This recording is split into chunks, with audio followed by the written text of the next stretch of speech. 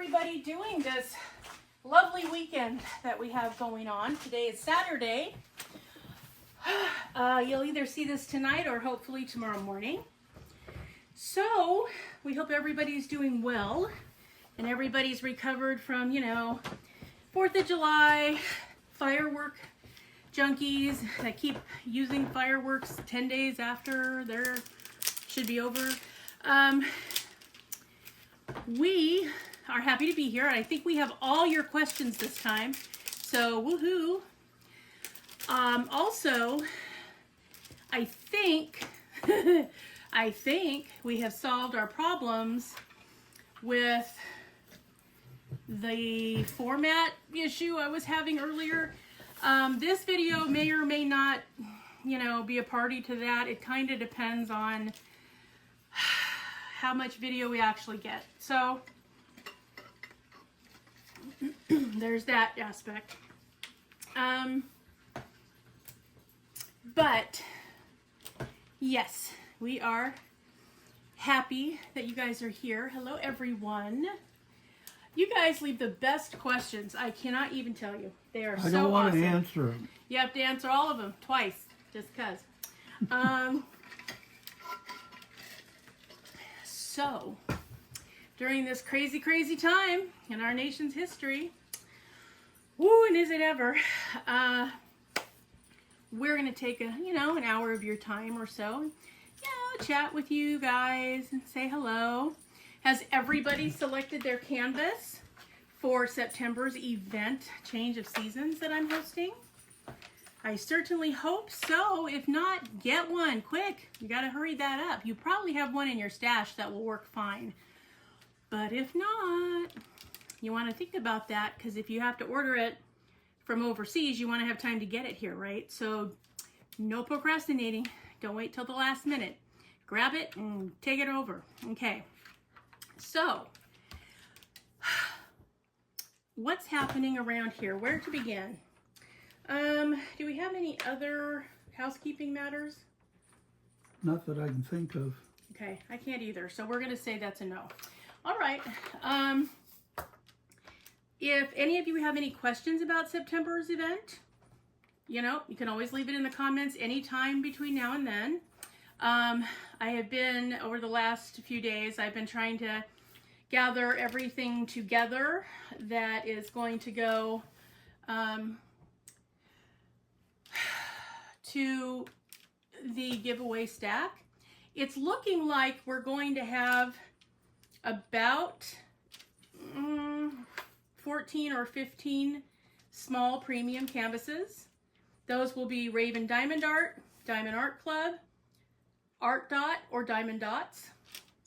And we're going to have, closer to 40 of budget friendlies to choose from, and a slew of accessory items, some of which are drill pens, cover minders, straighteners, and other assorted little goodies. So you don't want to miss out on the event, because might be some stuff you want, you guys. So be thinking about that. Grab the stuff that you want. Get your canvas ready. Be sure that you watch the video when I put it out next month, so that you know what you want to select if your name comes up in the wheel of names. And yeah, we can go from there. So that's kind of a reduced version of Wheel of Fortune, right? Sort of. Yeah, fortune might be a little bit of an overstatement, but there should be one or two things that, might be fun. If for any reason you want to join the event and you don't want to be selected for prizes, all you have to do is let me know that when you sign up for the event. Hi, I'm so-and-so, I'd like to paint along with you, and I have so much in my stash I don't have room for even one more, ha. And so I just want to be a big party pooper, and please don't put me in the wheel of names. Great, no problem. Nobody is going to force a prize on you, I promise. We will label you party pooper, but that's, not a huge thing. Okay, I think that's all the pertinent stuff that needed to be put out there right at the get-go. So we can move on to the questions. I'm going to go ahead and start. Ray, I'm saving yours for the end because you have more of them than anyone else. So I do have them though, and we will answer them this time. But I'm tacking them onto the back so that we can, give it the respect it's due and go from there. Okay. So first of all, Diamond Painting with Jack said, love the WIP N Chat. Thank you, Jack. I got my canvas ready. Oh, good job, Jack. Woohoo. Have a great week. Hi, Neal. Jack says hi.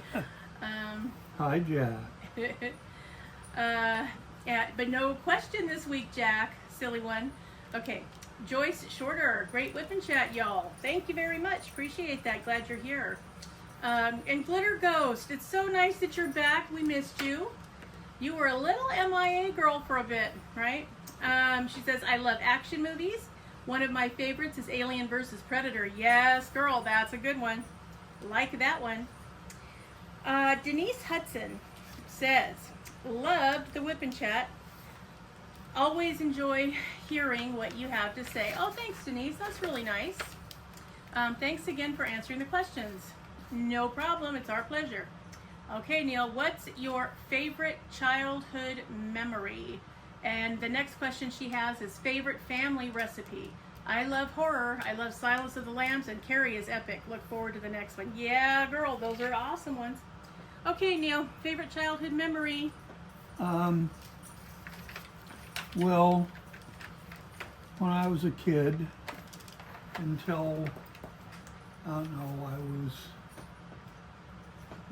14, 15 years old,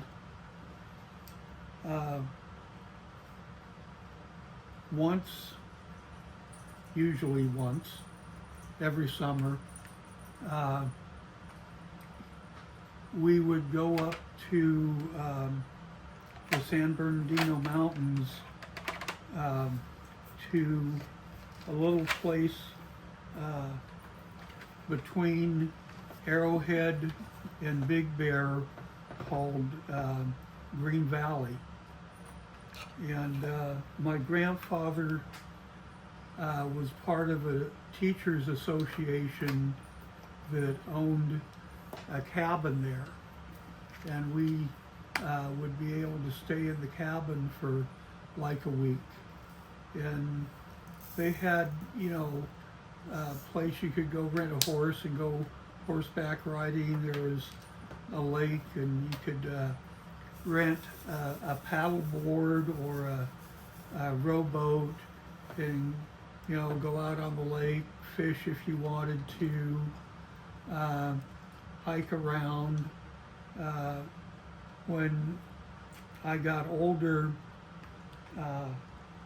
my best friend and another good friend of ours went there. I guess we were almost 17.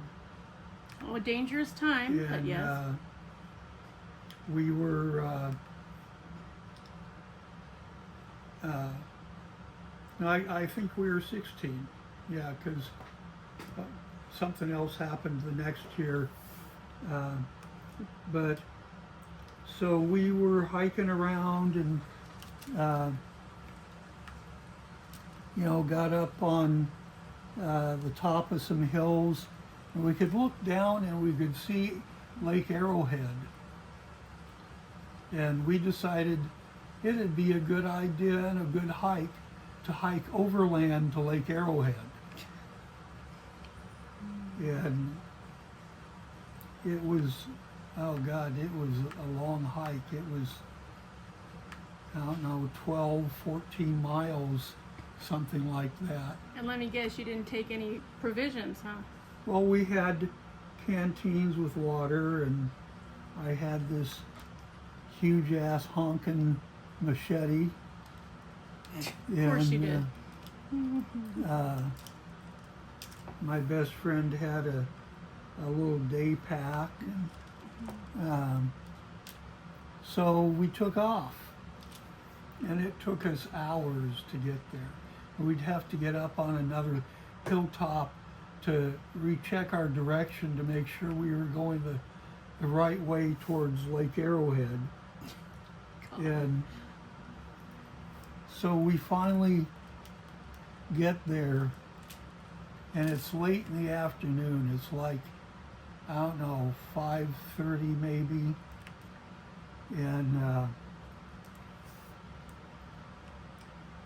so we get to the lake, and we're pretty well burned out. And we got a lady to give us a ride into the town part of Lake Arrowhead.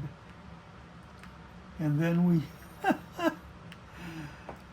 we got a guy who was probably in his 50s to give us a ride back up to Green Valley, and we got back about, I don't know, 6:15, something like that. That was your favorite childhood memory? Oh my gosh. Well, going to the cabin was always a favorite thing to do. So were they staying with you, or did their parents go up there too? No, they were staying with us. And which of your friends was it? Jim Quick? Yeah, and Jim Montross. Oh, okay. Danny wasn't there that time, huh? No, He was probably working. could be. I don't remember.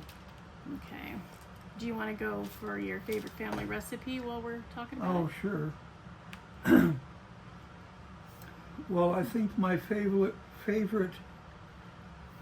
family recipe is stuffing made for Thanksgiving and Christmas turkeys.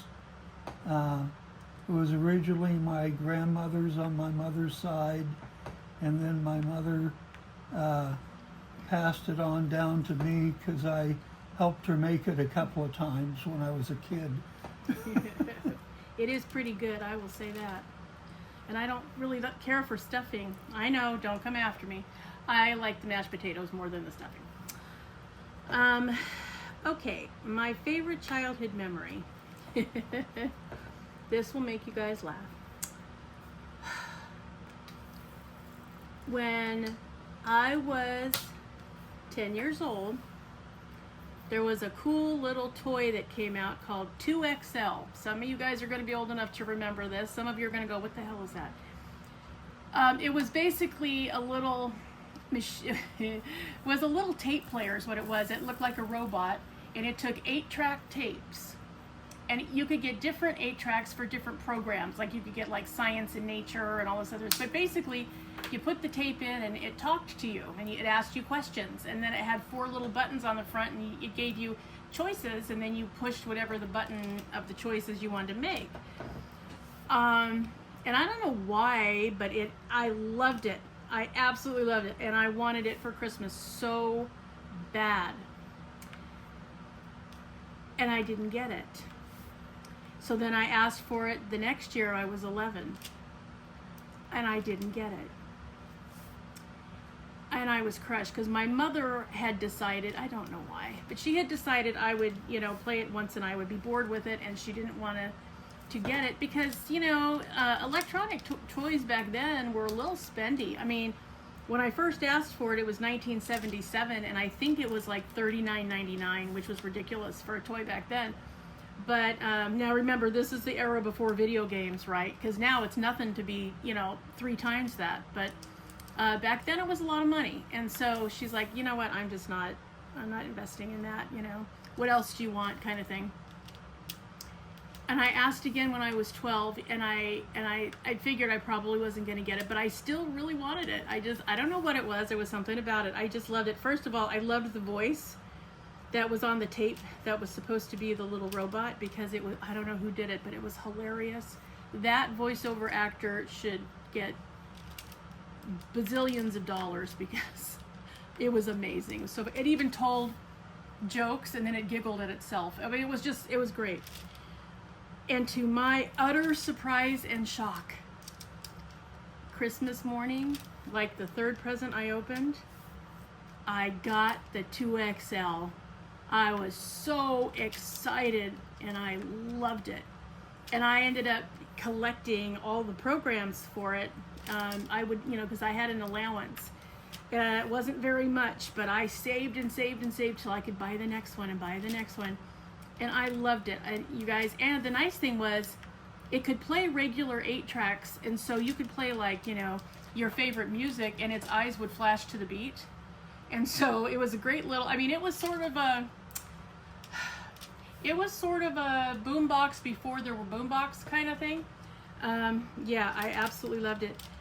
And oh, I was so glad. And you guys, I am in my mid-50s, and I have that 2XL and probably 3 or 4 of the 8 tracks that go with it in my house today. It's either in my closet or in my shed, but it's here. And so, why, I don't know. It was such a part of my youth, and it was something I wanted so desperately. It took me 3 years to get it. And I don't know, I guess I'll probably leave it to my grandkids to play with. It still works. I don't think it's supposed to. It's well past its prime, but it still works. You can put in an 8-track tape right now and play it and enjoy him. So I tried to let my sons use it when they were little, but my ADD son was too busy just wanting to push the buttons in unison just to see what would happen, and that was not good for it. It was not designed to do that. And then my middle son wasn't interested, and Jared just, I don't know, he might like it now, but he didn't like it when he was a kid. So I think it freaked him out a little till he got old enough to appreciate that it wasn't real. But yeah, it's still here, you guys. I have it, and it's in my house today. So that was my favorite childhood memory, because that made such an impression on me, because I really thought, even when I asked for it when I was 12, that I was not going to get it. It was past my prime. And when I became an adult, I asked my mother, like, why did you finally get it after all that time, after you made up your mind you weren't going to? And she goes, well, I figured if you asked for something 3 years in a row, you must have really wanted it, even if I didn't understand it. So I decided if you asked for it again, you were going to get it. So bless her little heart. Children, when they want something, it's a kind of want like we don't experience very often as adults. It's like from their toes they want it kind of a thing. And so, yeah, so that was probably my favorite. Oh, I was deliriously happy. You could have called off Christmas right there and I would have been perfectly happy. So, yeah, that was my favorite childhood memory. Favorite family recipe? Probably. I know what this one is. Oh, yeah? Okay, what do you think it is? Macaroni salad. Yeah, my mother's macaroni salad. Oh, it is fantastic. It's what macaroni salad is supposed to be. I mean, truly. It was so good. So that and the orange jello salad that I make every time we have to bring something to a function, because it tastes good, it's fail-safe, you can't go wrong with it. It's really easy because it's not actual cooking, because, yeah, no, not cooking. It's really, you just pour the ingredients in a bowl and mix it till it's the right color. That's really it, So that's probably the two. So to make, it's the orange jello salad. To eat, it's definitely the macaroni salad. And I was so happy that my mother gave Neal the recipe and how to do it, because he does it perfect.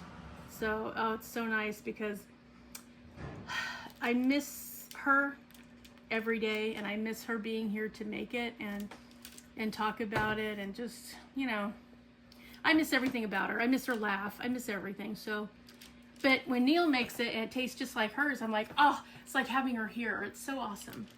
So, yep, those are the answers for that one.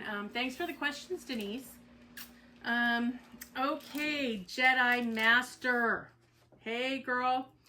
Jedi Master joins us from the UK, everybody. Say hey to Master Jedi. She says, hey guys, another great WIP N Chat. What a lovely chuckle Neal has. You have a lovely chuckle, Neal. Okay, thank you. If I was a cartoon character, it would be Linda from Bob's Burgers. She's sassy, loud, and protects her family. Yes, that's a good one. Ooh, I do love a good horror as well, though I do not like the torture horror films. No, no, no for me.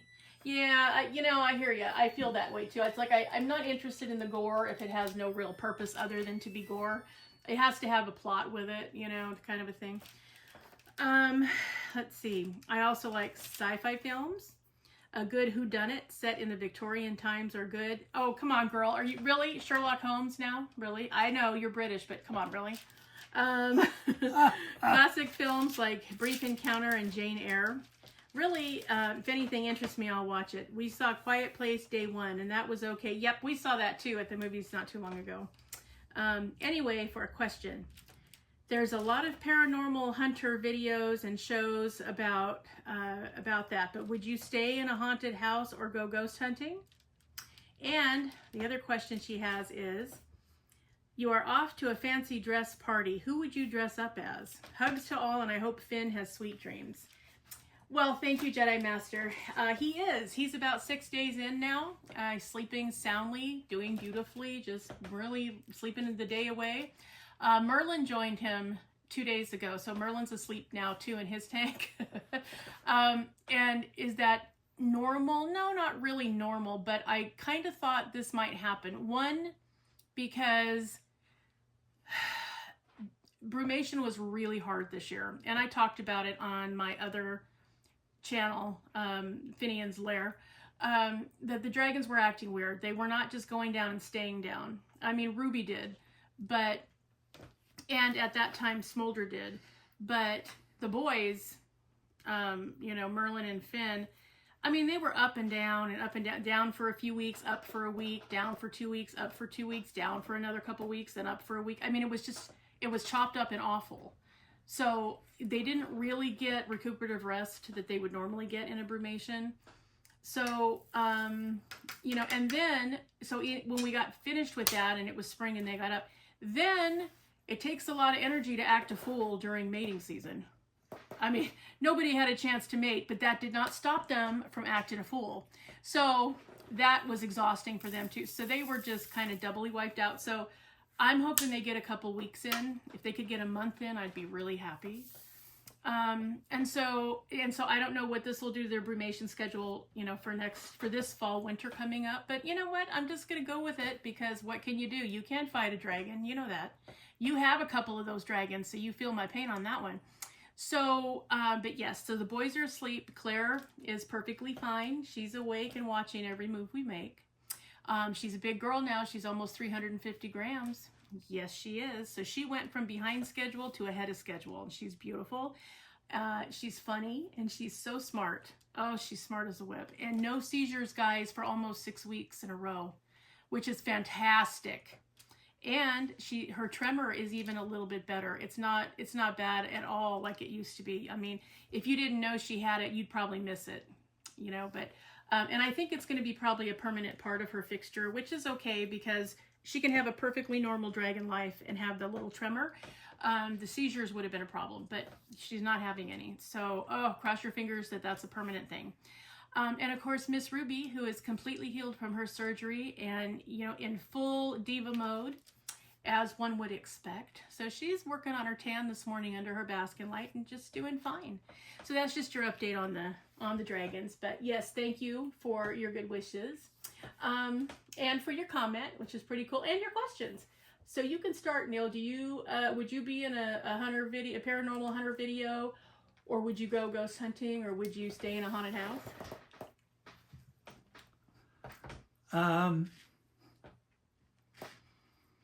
I think it might be cool to go ghost hunting. I don't know, what's that show that Zach's on? I can't remember. Ghost Adventures. Yeah. Mm-hmm. We've watched that a lot. For Not years. lately, but yeah. Yeah, he gets himself freaked out now and then. Not as much as his sidekicks do, but yeah, he does occasionally go, what the hell? Yeah, pretty interesting.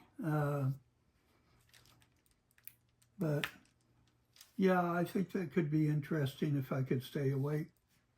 And I'm older nowadays. And would you stay in a haunted house?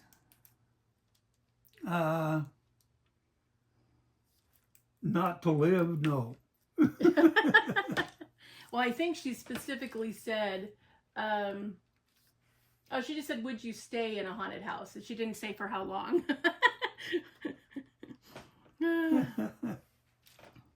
So, that's your final answer? Yeah.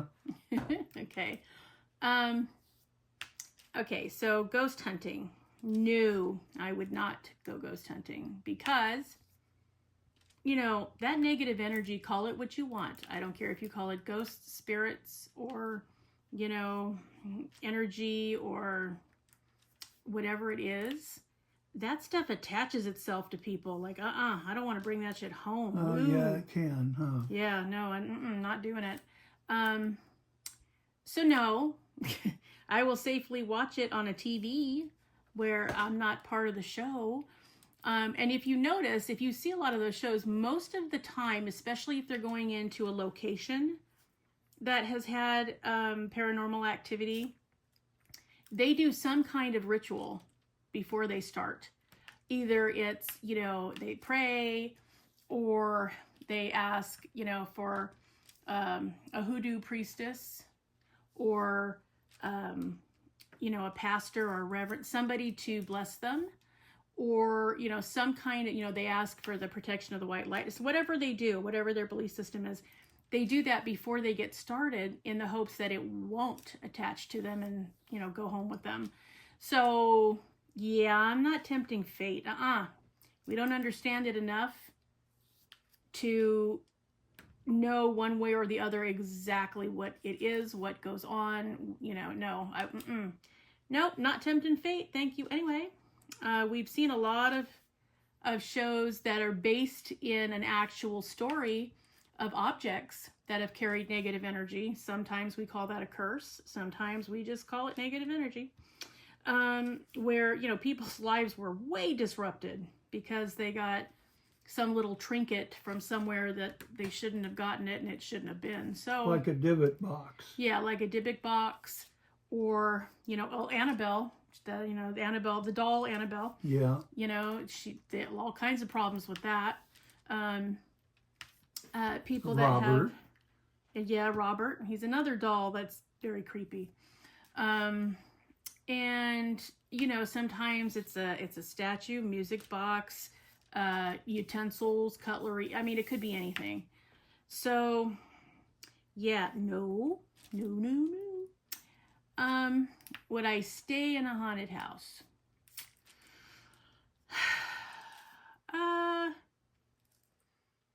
I don't know about that. If I were to stay overnight, I might. Is there money involved here? Is somebody going to pay me if I make it overnight in a haunted house? If somebody's going to offer me lots and lots of money to stay one night, yeah, I might do that. Other than that, I probably wouldn't. I might stay in a haunted hotel. Why? Because there's other people there. You know, I'm assuming if you scream out loud that, you know, somebody might come running. They may not. I mean, anymore, you can't depend on that. But I might do that for a night, maybe two. But by myself in a haunted house, nope, not doing it. No. I don't think tempting fate is a good idea. I mean, I don't know if there's any rationale to it. I don't know what you call it. I know there are things that have happened that are unexplainable. And as long as that's the case, I am not going to take that step. No, thank you very much. Okay, Neal, you're off to a fancy dress party. Who would you dress up as?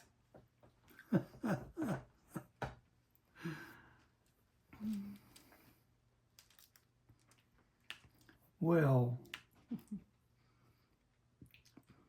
my first thought was Doc Brown. To a fancy dress party? Well, then that's why it got discounted. Good God. And they would throw you out at the door because that is not appropriate dress for this party. Probably. So pick an appropriate dress for this party. Well, gee, then I would have to dress as James Bond and have my little Beretta with me. Oh, you'd have your tux with your little gun on you, huh? Uh-huh. Well, that might be all right. At least if you're wearing a tux, I'll be seen with you. That's okay. I think I would go as Elizabeth Taylor because, number one, I think she was extraordinarily beautiful, and so classy. Just really, just a stunningly beautiful woman inside and out. Affair with Eddie Fisher notwithstanding. And I adore her jewelry. She had some of the most beautiful jewelry I have ever seen. So, yes, I think I would go as Elizabeth Taylor. So thanks again, Jedi Master, for asking the question. We appreciate it. All right. Oh, you know what? You get 2 sections, Jedi, because you had questions from each week. So that was last week. Let's go to this week, shall we? Okay. Here's a quick question. Well, let me take your second question first. Is it true over there you make cups of tea in a microwave? I have to say yes. Yes, Jedi Master, we do that. Usually we heat up the water in the microwave, then take it out of the microwave, and then get a tea bag and drop that sucker in there and let it steep until it's ready to drink with, just a few minutes. And then grab it and go wherever we're headed. I mean, that's, we don't get to enjoy our tea like you guys do over there. And what the hell is a crumpet? Explain that to me. I don't know what a tea and crumpet is. So if you could explain that, that'd be great. And then, do you guys, I know you usually have your tea time, quote unquote, in the afternoon. So is that like, does everything kind of stop for like a half hour while you guys do tea, or how does it work? So this is like a UK cultural question. I'm seriously wondering. Like, it's not even, I'm not joking. I really am wondering. So yeah, answer that question. What's a crumpet, and does everything stop while you have tea? Okay, moving along. Here's our other question. Let's see. Have you ever had such a vivid dream that you can remember it to this day?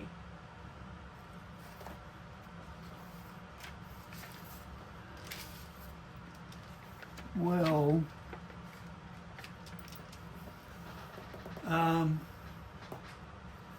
I don't have them as much now because I've been retired from active duty for 30 years. But I used to have dreams about when I was in Panama, pretty much. That's where they would occur. As you know, I was a military policeman, and most of my career I worked in the military jails. Yeah, you guys, you have the pleasure of hearing from Sergeant First Class Neal Porter. Go ahead, Neal. So, yeah, I would end up waking up with the realization that, you just dreamed of, being in Panama in the jail there and having to deal with some difficult prisoners.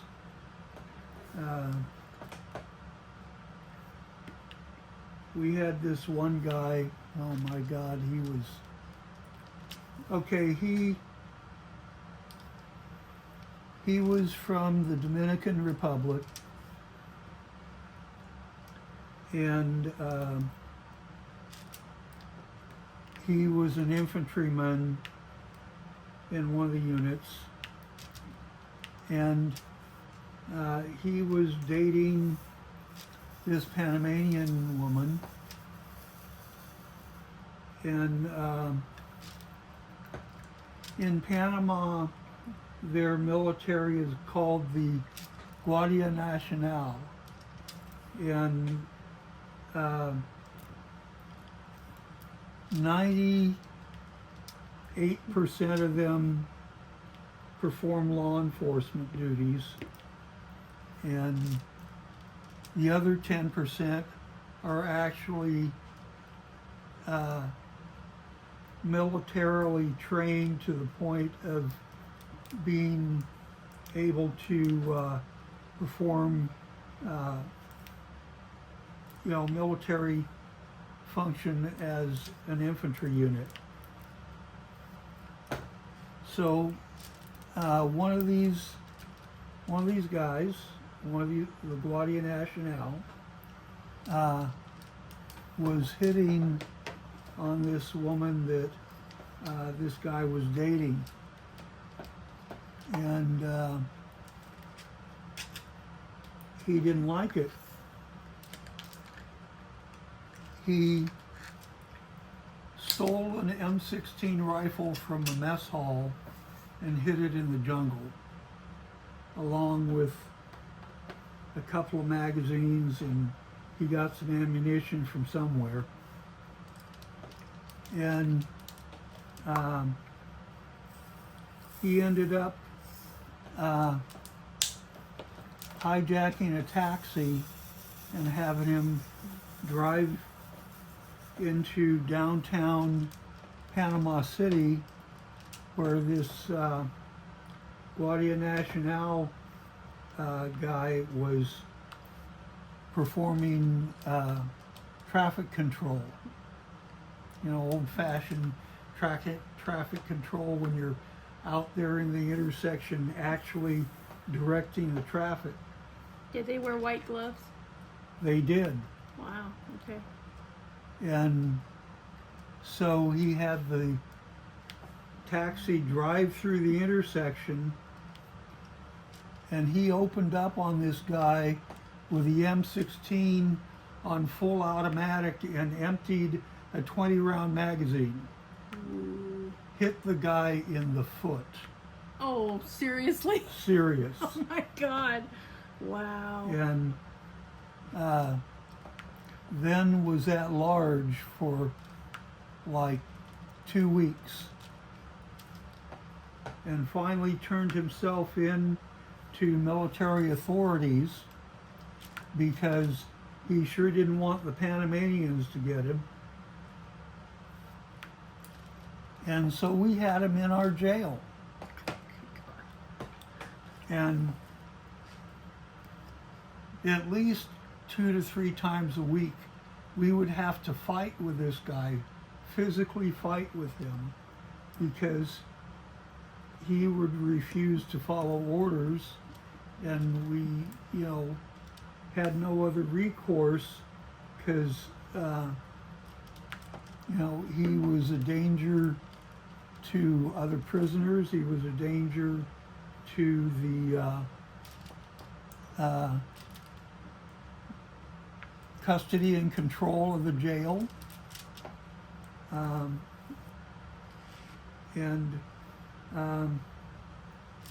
So he was in pretrial confinement for,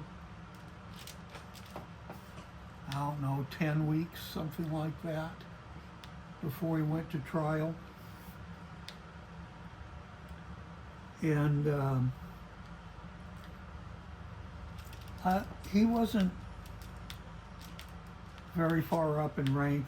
He was a private first class or a specialist fourth. I don't remember exactly, but so he had his court-martial, and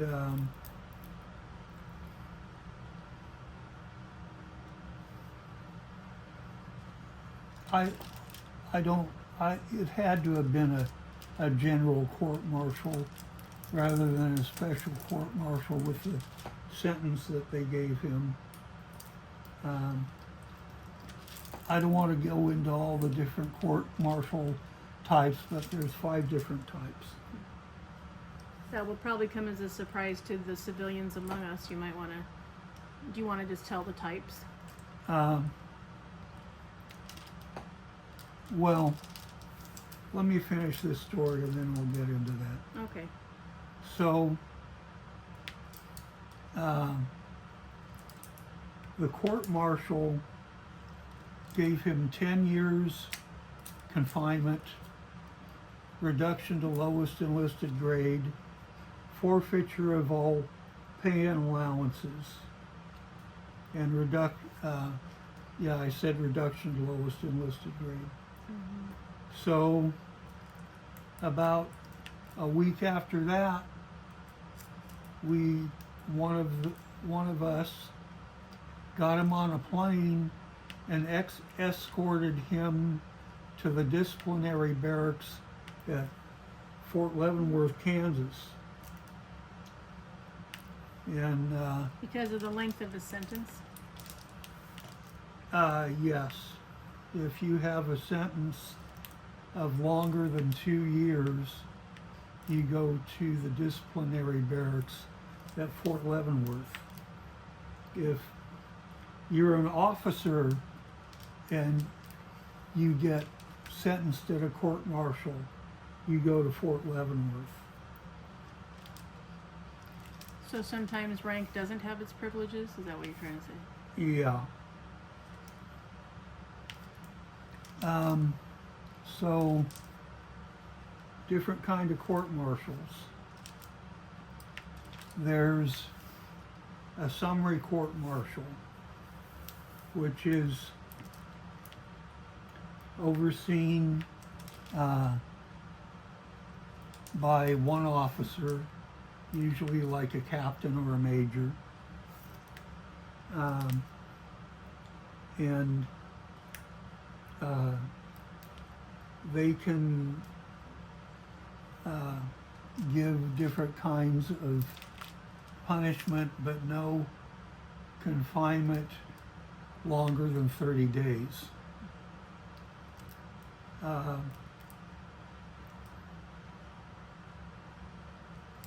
And then there is a special court-martial,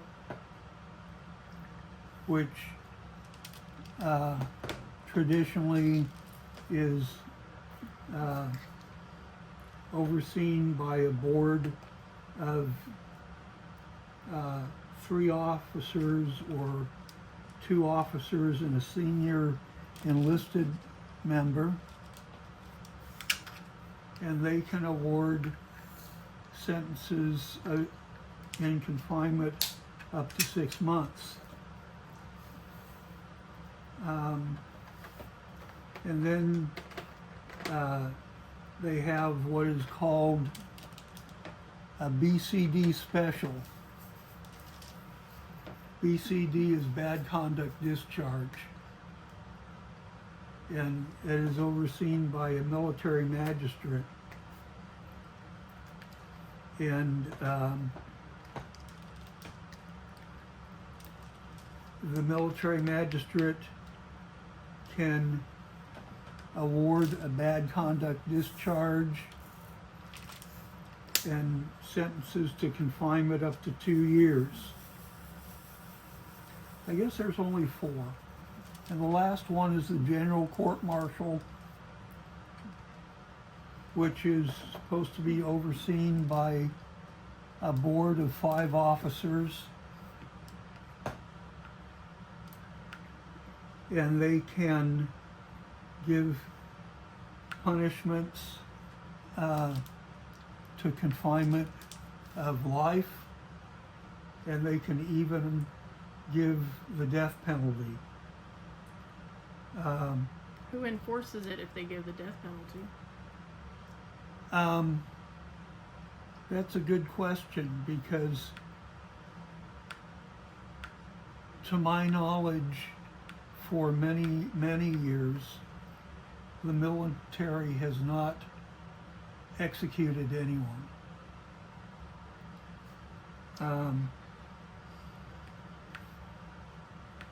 They used to execute prisoners by hanging, but like I said, they have not executed anyone in many, many years.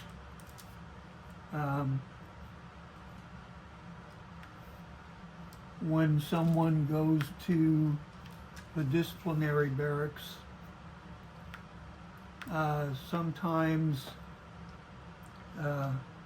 depending on the length of their sentence, they are moved over to the federal prison system, discharged from the military, and moved over to the federal prisons. Now at Fort Leavenworth, they have prisoners from all of the armed forces, not just the Army. And they have military personnel working as the guard shifts and administration from all of the military branches. I was never stationed there, but I've taken some people there. Well, you were sure at Fort Riley. God, yes. Twice, no less. Yuck. Yeah. 20 years in service and spent a total of 7.5 years at Fort Riley in the middle of wonderful Kansas. Wow, was that some kind of a sentence for you, or what? Yeah, it was. You were paying dues or something? Okay, so now you can explain how that ties into, have you ever had a dream so vivid you still remember it to this day? You digressed a little. Oh, well, yeah, I said that I would sometimes dream of, being back in the jail in Panama and having fisticuffs with one of these prisoners. Alrighty then. So I have had, well, the most vivid, and I don't really think it was a dream. I think it was probably a visitation. So I'll just start with that. It's the only time since my mother's passing I ever dreamt of her. And I know that there are people who, say that they dream of their families all the time, and I'm so jealous of that. I would take so much comfort and so much happiness if I could do that. And I never have. None of them. Except the one time. And my mother, I was walking with my mother. This is probably maybe a month after she passed. And we were walking along a mall in the state of Oregon that we used to love to go to when we lived there. And, we used to, run off and just get some retail therapy every so often in the same mall. It was the biggest one around, and it had 2 levels. And it was nice. It was climate controlled, and we loved it. And it had all the kind of the stores in it that we enjoyed shopping in. So, it was an all-purpose kind of mall. And I'll tell you, when I dream, I don't dream in bright, vivid color. Like I won't say it's black and white, but it's kind of like washed out watercolor. Like all of the color in it is faded real far down, kind of a thing. But in this particular dream, everything was, sorry guys, work machines are on full duty. Hey, Griffin, get away from the door. This particular dream,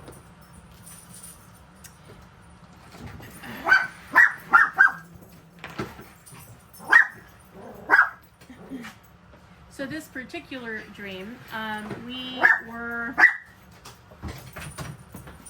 walking along in this mall, and all of the colors were so vivid. And I mean like vivid.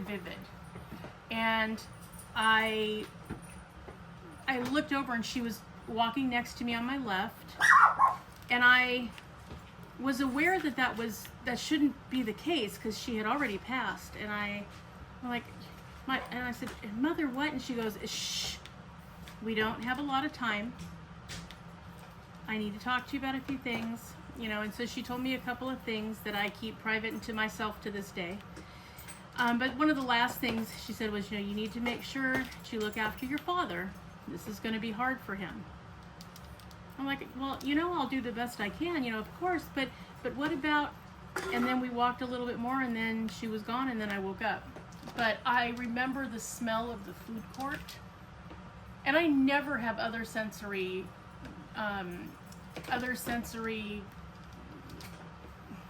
awareness going on when I dream, like never. So the fact that it was so vividly colored, I mean like electrically charged colors, and I could smell the food court. I could hear one of the janitors, we were walking on the top level, on the bottom level with a floor polisher running. I mean, it was just, you know, like you were standing there. And it was so unusual to how I normally dream that it stuck in my head vividly for weeks. I still remember it vividly, although parts of it have gone now, but you know, the important parts, it's like it happened yesterday. I mean, there's no question. And I have not had any, I've not had the good fortune of being able to dream about my mother ever again, or my grandmother, or, you know, my father that just passed in December, like that. I haven't had any, you know, feeling or experience of them, which in a way is good because I don't want to think that they're stuck here. But I realize that, you know, unfinished business is unfinished business, and then sometimes they have to have other ways of getting the point across. So yeah, like I said, I don't think that was an actual dream, but that was the one that was most vivid to me. So yeah, that was quite a thing. Okay, next we have the questions from Ray at Sugar Ray Crafts. Hey girl, nice WIP N Chat, thank you. And we answered the question last week about if you were in an old western, what job would you have? So we'll go on, we'll start with the next one now that we have them all. Neal, favorite insect or arachnid? Oh God, none. If you had to have a pet bug, what would it be? Oh God.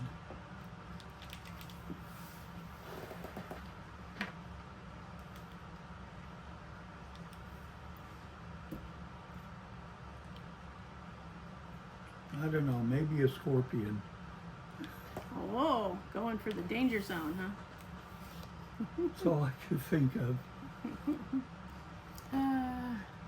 I know what your answer would be, Tansy. You don't even have to tell us. We already know. I think, that's a hard one. I like daddy long legs spiders. I think they're kind of cool. And I like a good ladybug. Oh, I should have thought of ladybugs. Yeah, they're kind of really fun too. And I really love butterflies. So my issue with butterflies, it makes me sad, is they don't live very long. But any one of those three would be fine because I like all of those. All of the non-poisonous, they don't eat my clothes, you know, all of those kind of bugs, or, you know, would be okay. Okay, Neal. Favorite holiday treats?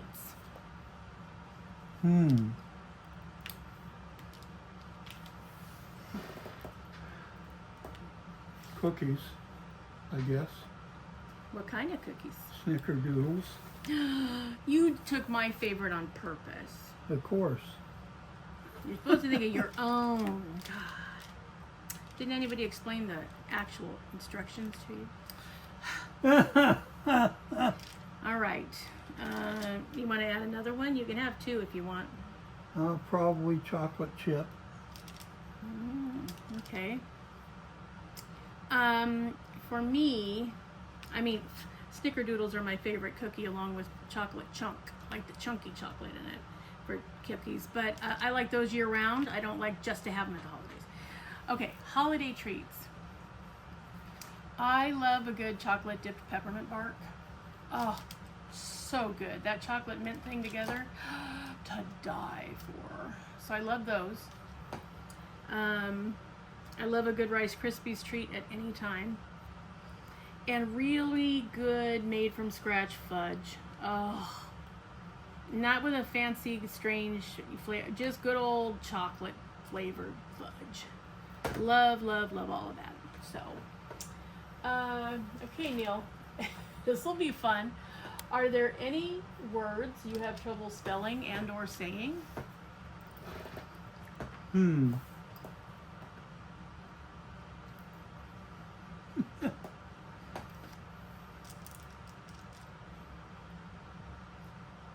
Oh, I can't think of any right offhand. Kind of depends on the situation. There are some you have a lot of trouble saying just normally during your course of conversation. Yeah, especially as I've gotten older. I don't have trouble spelling hardly at all. I was always one of the first place or second place winners anytime there was a spelling bee in any grade. So much so that I could totally tell you the ones I got taken out of the mix on because oof, they made me so mad. So yeah, I don't need spell check. I can usually spell right along. I guess I would have trouble spelling supercalifragilisticexpialidocious. You'd have to give me a few minutes. I could probably do it, but it would take me some time. So yeah, and as far as saying, let's see, do I stumble over any words? Let me think.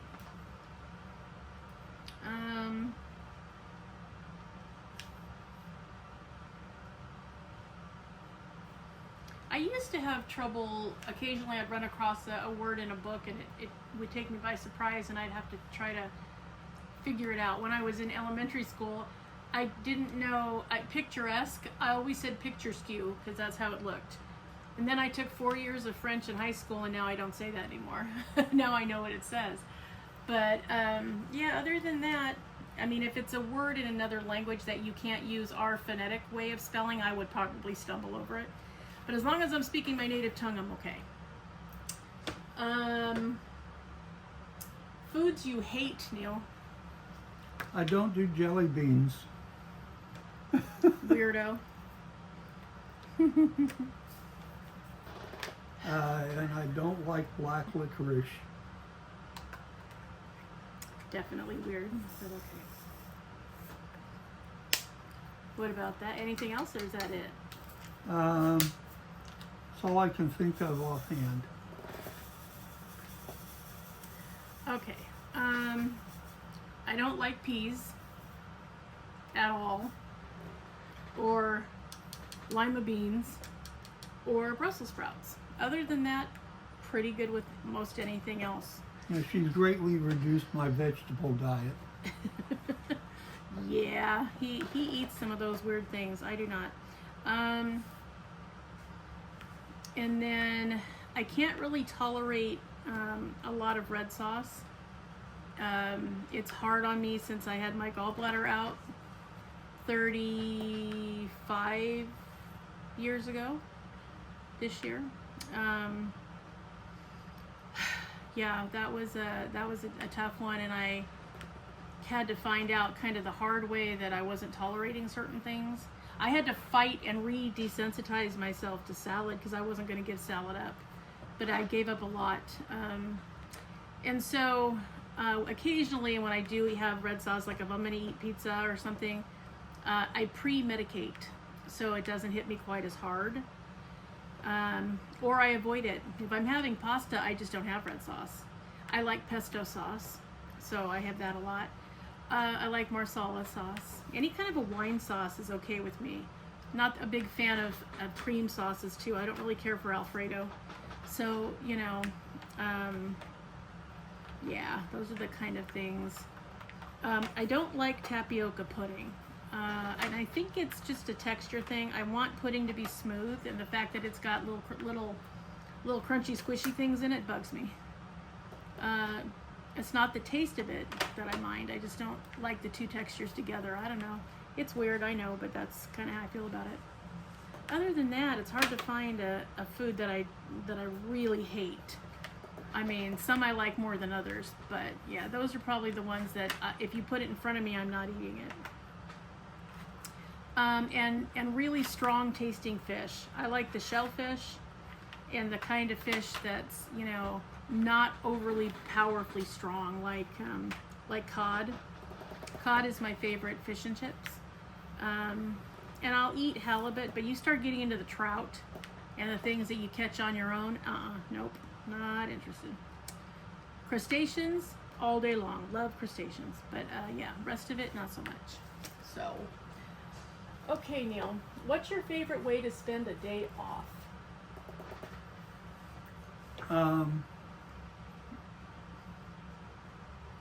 Well,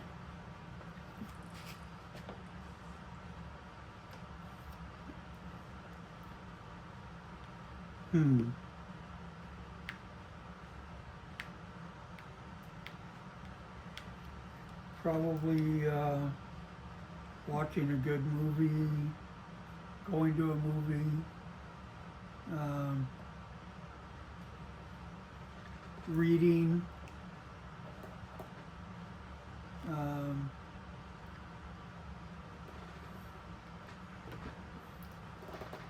playing a game on my phone or my computer. That's pretty much it. Any more?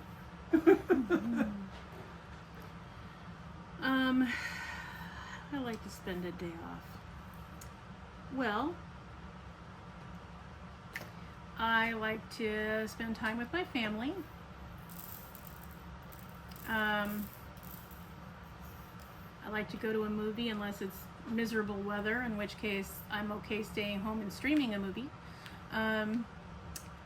Diamond painting, of course. Love to diamond paint, love to rubber stamp, all of those my favorite crafts. Like to stay in my jammies. If I cannot get dressed, it's a banner day. I hate having to get up and get dressed. It is so overrated. Oh my God, you guys, it's the worst. So yeah, if I can stay in my jammies or put on a pair of sweats, oh heck yeah, that is my kind of day. And if I can put my phone in do not disturb, even better. Oh, love that. That's probably the, oh, and you know, my great big old cup of hot cinnamon tea or coffee. Gosh, yes, keep it coming. Yeah, I need peace in my life. I don't like having to use a day off to get the mundane things done, like stuff that people save to do on the weekends when they have to go to work on Monday. Like I wouldn't want to use my day off to do things like grocery shop or laundry or other chores or, you know, no. I want to play with my animals, I want to be with my family, and I want to relax. Those are the biggest things. Okay, Neal, what was the best vacation you ever took and why?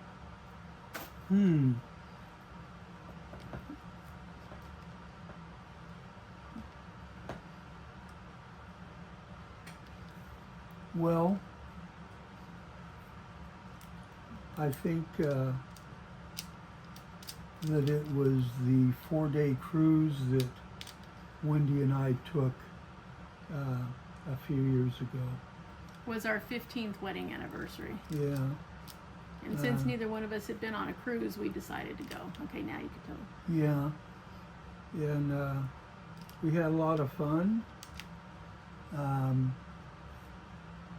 I played bingo twice and won $150 each time. Yeah, he took $300 in bingo winnings. That was the coolest thing ever. I took the casino for $14. Yeah. Anyway. We took the cruise out of Long Beach Harbor, and the cruise went down to Ensenada, Mexico. And that was the first time I'd ever been to Ensenada. I'd been to Tijuana a couple of times. But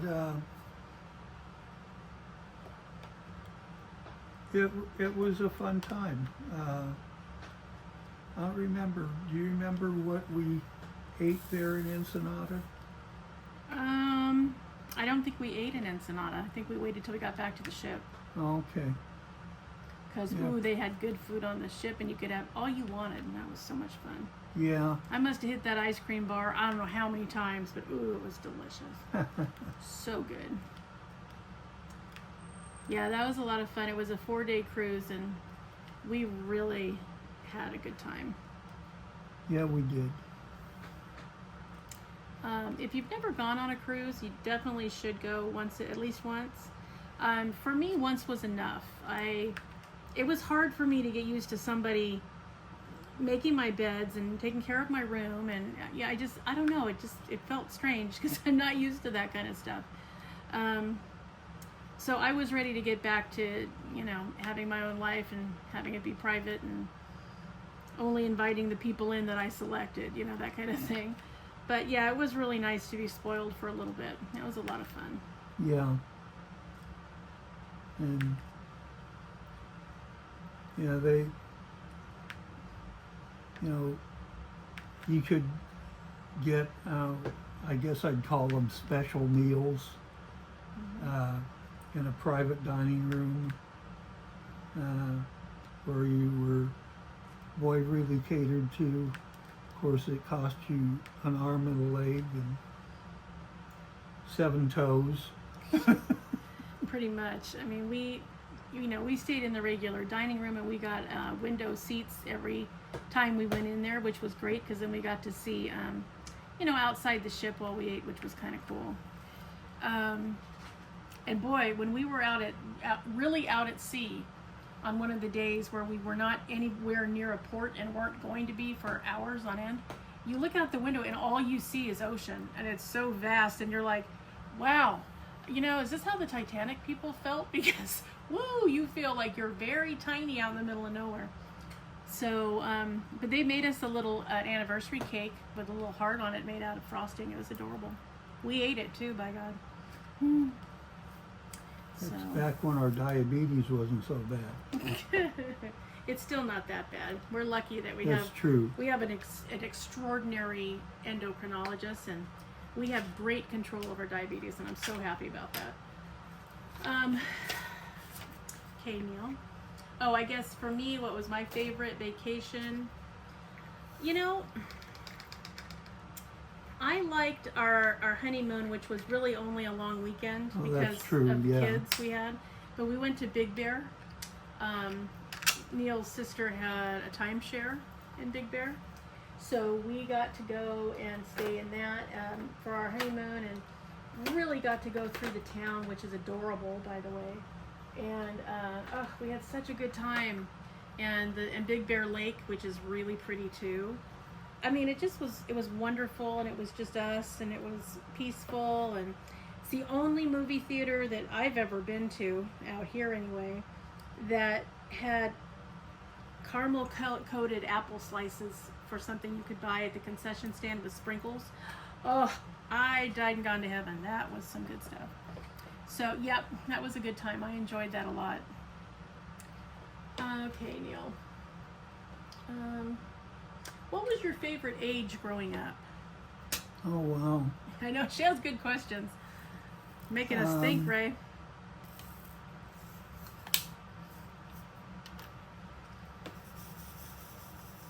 They've all been good questions. Probably 17, I guess. And 17, why? 18. Why was that your favorite age? Well, I was able to get my driver's license at 17, and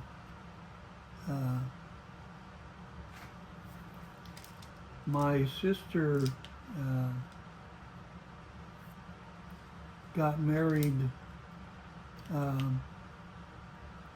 I don't know. Maybe July or August that year. I don't remember.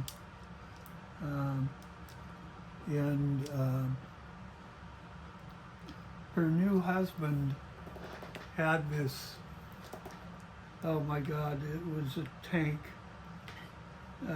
It was a 1954 Plymouth station wagon. And now this was 67. And my mother bought that from him for me because my sister had a Chevy Nova that was in much better condition.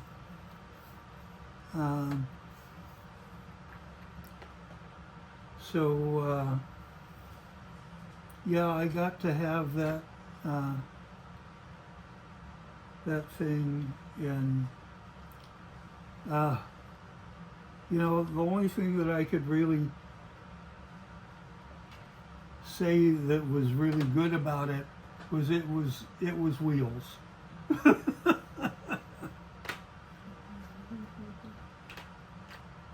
little intense, was it? Oh God.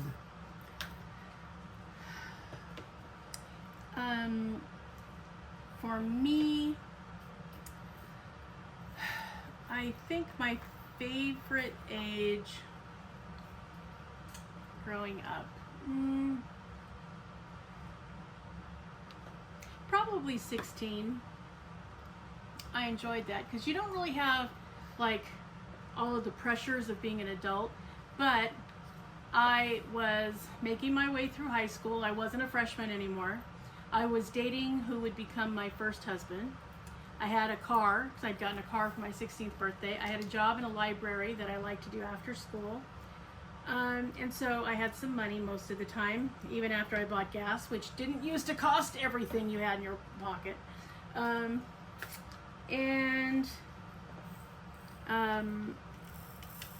Yeah, it was just a good time in my life. I really liked it. I felt like I was growing up and that I wasn't doing a terrible job at it. And so, you know, I had my snuggle bunny, and I had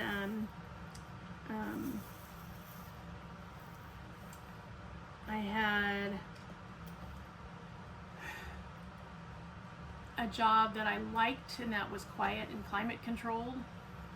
I learned a lot about how libraries work, and I was so happy because I didn't have to do fast food because I couldn't stand the thought of that. It just killed me. And most of the high school kids, that's where they went to work, and I was like, ugh. And so it was a harder interview process, but that's okay. I went and I got through it. And so, yeah, it was a good time. So I could go to school, go to work, and then my time was my own. You know, I could hang out with my boyfriend. I could, you know, we could go to the movies. We could go do stuff. We could, you know, go to the mall. We could, you know, and my parents didn't worry so much because, you know, they knew I wasn't stupid, and I'd made it to 16, which was pretty good. And I wasn't on drugs or doing things I shouldn't have done. So, you know, it was all fine as far as they were concerned. And so yeah, it was just a good time. And because we were allowed to leave campus in high school to go out to lunch, as long as we made it back to class. So, and my first car was a Mercury Monarch. It had been my grandmother's. It was okay though. It was a little white, you know, 4-door sedan style car with a dark blue top. And the nice thing about it was it held all of us and all of our crap. So, you know, anytime we went to the beach, yeah, I drove. Anywhere that we went, I drove because I could hold the most people in my car. And so, and my parents were just as happy because they'd rather I drove than be in a car with some of my friends, which I understood. Okay. And so, yeah, it was just a good time, you know. Teenagers too are kind of ever present in the moment, you know, like it's everything is right now, and everything is, you know, makes it, you know, a huge difference because that's where you are in your life. And so I think I would have to say 16. I liked that a lot, but I didn't have to get into how am I going to have a better, bigger job? How am I going to get a place to live? How am I going to keep a place to live? How am I going to get the, you know, how am I going to get utilities paid? Like that stuff hadn't happened yet. So yeah, it was a good time. I really liked it.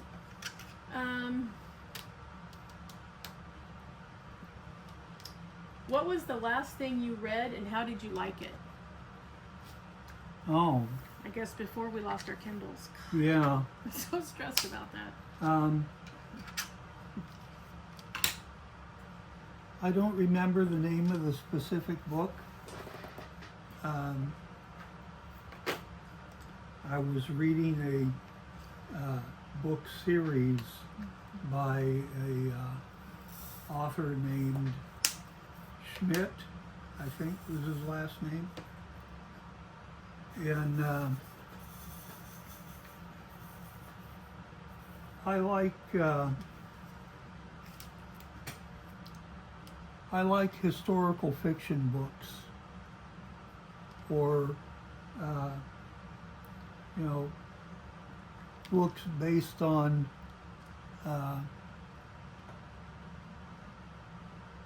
things that could conceivably happen in, you know, a certain area or whatever. So this book series is about this guy who retired from the Marine Corps and went to live in the Florida Keys, and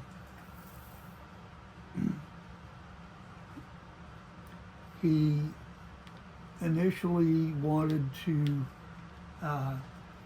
run a charter fishing boat.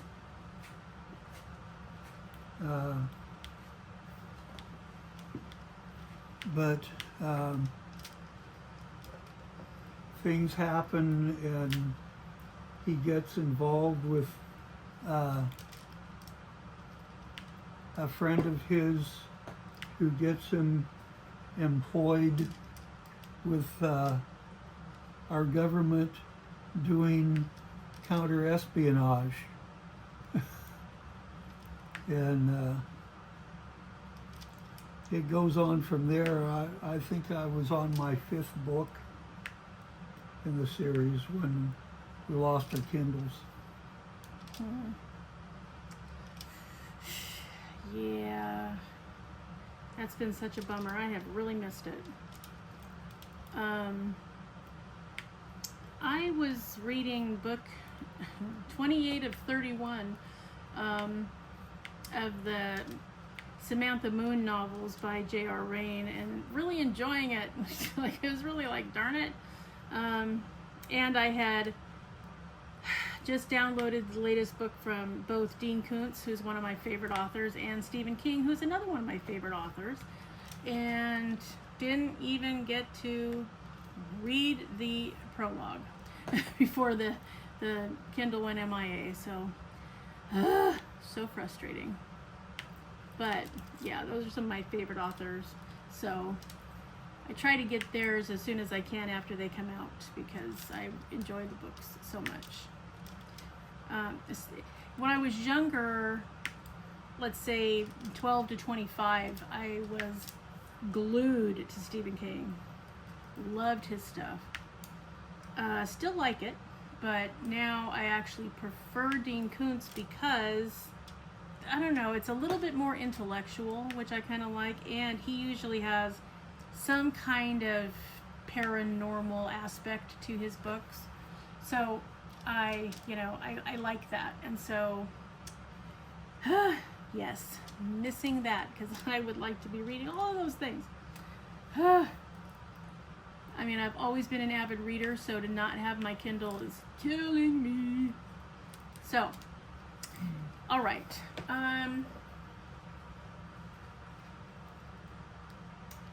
Would you say, Neal, that you're more of an extrovert or an introvert? Oh, introvert. Yes, I would agree with that. Guess what I am? That would be an extrovert. I'm getting a little more introvert the older I get. I mean, I'm doing things now where I don't like crowds anymore. You know, it used to not bother me. I didn't care. but now I avoid it like the plague because I don't want to be in crowds. That's been a thing that's happened in the last decade. So, but yes, as a rule, extrovert. Then the next one is, what was the last TV show you binge watched? Oh goodness.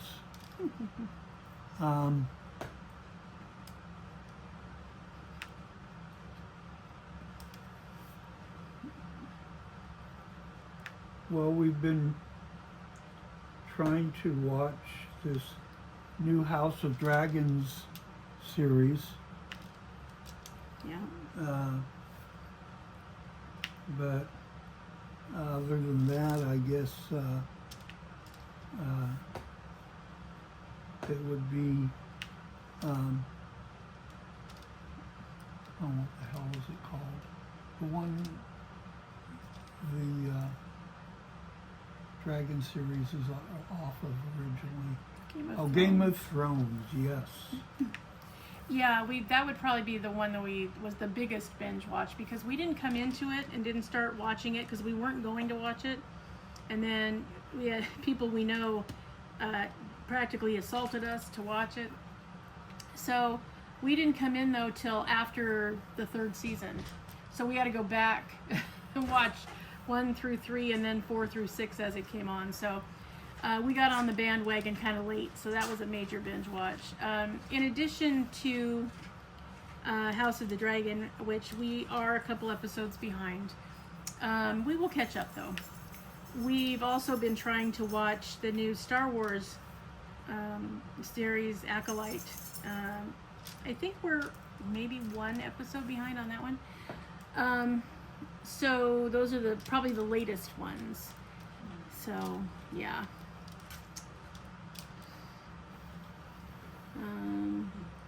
You'd think with as much of a homebody as we are, we would catch up on some of these things, but no, there's always stuff that we have to do. It's so annoying. Do you have a favorite holiday, Neal? Why or why not?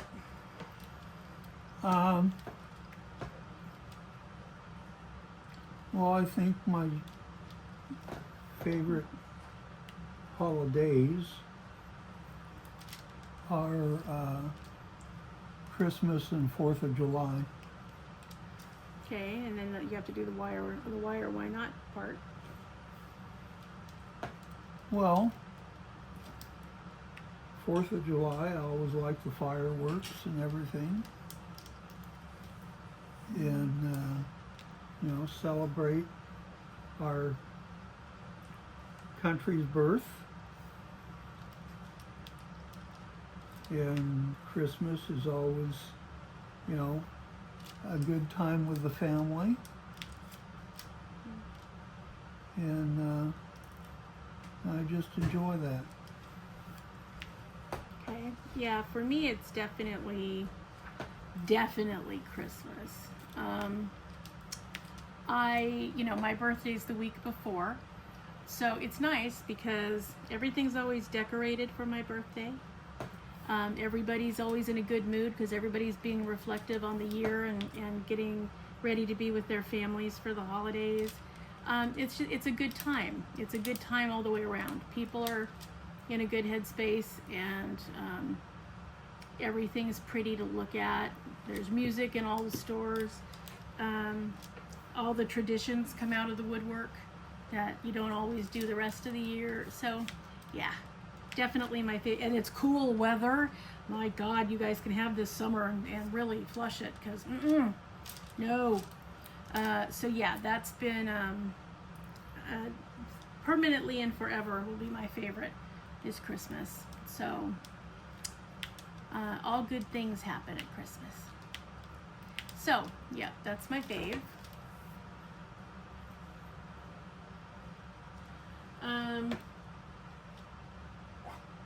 Do you like going to the movies, Neal, or do you prefer streaming at home? Oh, I like to get out and go to the movies. We don't do it as much as we would like, but yeah. And You know, streaming a movie at home is good too.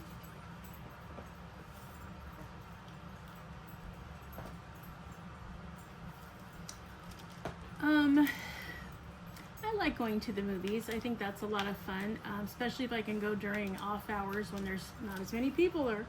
But I'm really happy to stay home and watch. I like to be able to make my own popcorn and have a refrigerator and all the soda I want available in a bathroom and all of that kind of stuff. So yeah, it's, you know, I enjoy the experience of the theater and seeing everything on a humongous screen, but I do like the convenience of being at home, and the cost of going to the movies now is getting a little bit ridiculous. So I'm finding that I would rather stream more and more, because it's such a deterrent when it's like two people, you know, go to a matinee and get a ticket to the movie and some soda and some popcorn, you know, and it's $50, and that just seems insane to me. Yeah. So Last time we went to a movie, the snack bar bill was, I don't know, $35. yeah, and I mean, and we didn't get anything extraordinary. Just like I said, just popcorn and soda, and maybe a piece of candy to share, and that was it. So, yeah, it's a definite deterrent. It's frustrating, and so has to be a really good movie right now to get me into a theater. There are a few that I will go to as soon as it opens, but most of them I'm like, oh, I'm glad that's coming out. I can't wait till next month when it's on streaming. I find I'm saying that more and more. So, yeah. What's your go-to guilty pleasure, Neal?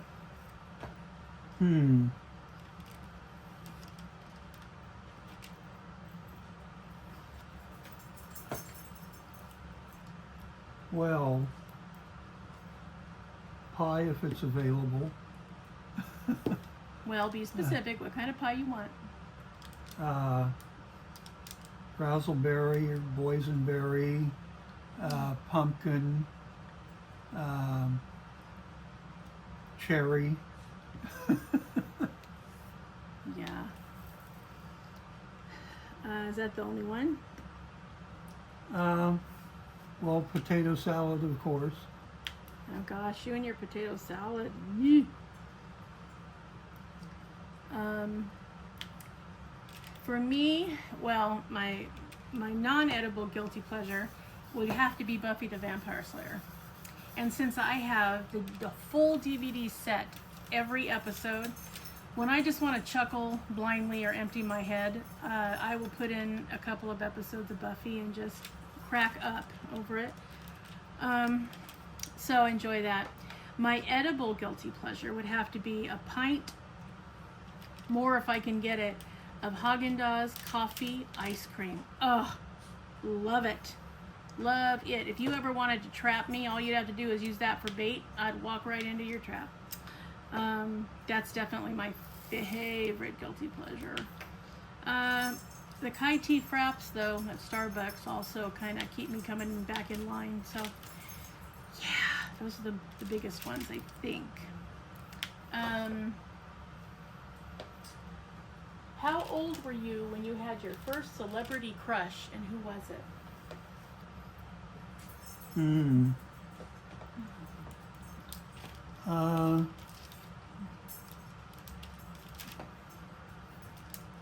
I don't know, 15, 16. Goldie Hawn on Laugh-In. He has a type, people. Let me just say that. He definitely has a type. You still like Goldie Hawn. I do. Yeah.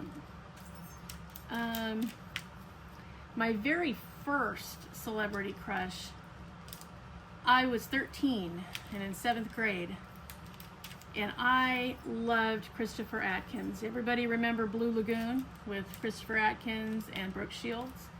Yeah, I wanted to be on that island with him in the worst way. But not too long after that, my celebrity crush was Patrick Swayze, and it stayed Patrick Swayze. Oh, he is the be-all, end-all. And I grieved for months when he passed away. I was so upset. I loved him.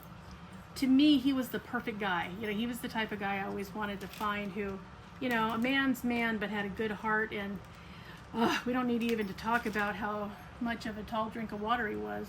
But yeah, definitely Christopher Atkins first and Patrick Swayze for the win on that one. Okay, Neal. Here's our last question. You ready? Okay. What's one thing that can instantly make your day better?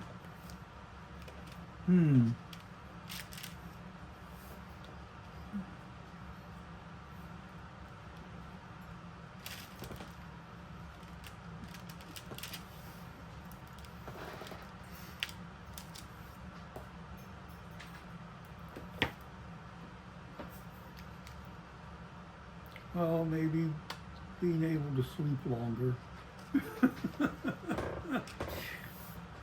Yeah, I mean, that goes for everybody in this house. Except Jared, who likes to get up with the roosters, but the rest of us not so much.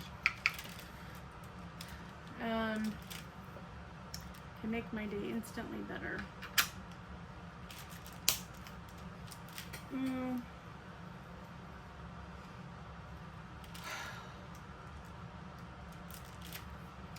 Probably if I wake up and Griffin's in a good mood before I have to give him his medicine.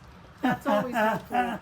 Because when he wakes up snarly, it's like, Boy, dude. is he nasty when he gets it. Oh, he is. I'm like, dude, you're bringing down the house. Like, really? That's not cool. Other than that, if I go to get something and I see that there's coffee ice cream, either that in a container or coffee crunch bars from Haagen-Dazs, my day improves vastly. So, yes. It doesn't take much for me, you know. It's like everybody just, you know, be cheerful as you possibly can, since none of us are morning people, and, you know, just don't be a dick, and that's pretty much all I need to make my day happier. So, because it's like, you know, we all have to deal with the outside of life. Your inside of your house should be your sanctuary. So, you know, don't have people in it that are bringing you down at, you know, 7 a.m., right? So yes. So thank you, everyone, for your questions. We've been talking your ear off now for a little over an hour. But thank you so much for providing those questions. And wow, Ray, you asked a whole slew of them, but all of the questions were great. Everybody had really good questions. Feel free to leave new ones in the comments or come up with follow-ups on these, or however you want to. Don't forget to be looking for your canvas for September's event.